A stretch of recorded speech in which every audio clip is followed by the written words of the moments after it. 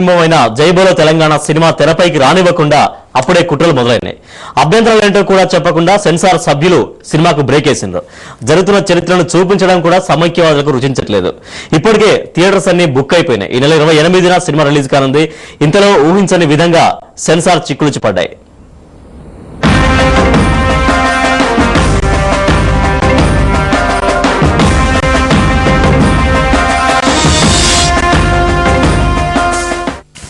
Censor board అమాయకత్వం నటిస్తున్నది. ఏ సినిమాకు censor certificate ఇవ్వాలో దేనికి ఇవ్వద్దో తేల్చడానికి కొత్తగా రూల్స్ వెతుక్కుంటున్నది. హింసకు నిర్వచనం ఏంటని వెండితెర రక్తసిక్తం అయ్యాక ఆలోచనలో పడ్డది. తెలంగాణ బతుకుల్ని కష్టాల్ని కడగలని తెరకెక్కించిన జై బోలో తెలంగాణ సెన్సార్ సభ్యులకు హింసాత్మకంగా కనిపిస్తుందట. ఇందులో లాఠీ చార్జీలు గొడవల సీన్లున్నాయట. స్వతంత్ర పోరాటాన్ని తెరకెక్కి లాఠీ దెబ్బలుండవా? ఇంద్ర లాంటి సినిమాలు అదే రిటర్న్ గా ఇవ్వాలంటే మరి దానికి సెన్సార్ బోర్డు అడ్డుకుంటే తెలంగాణలో సీమాంధ్ర నటుల సినిమాలు నడవనివ్వమని ఓయూజేఏసీ హెచ్చరించింది. 4 కోట్ల తెలంగాణ ప్రజల ఆకాంక్ష జై బోలో తెలంగాణ సినిమా మలిదేశ ఉద్యమానికి ఇది ఒక అస్త్రంలాగా ఉంటుంది.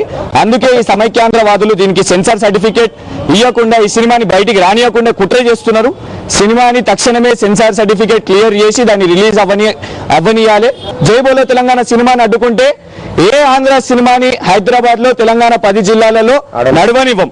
ఉస్మానియా యూనివర్సిటీ జాట్ తరపున ఇది సమైక్యాంధ్రవాదులకు ఖబర్దార్.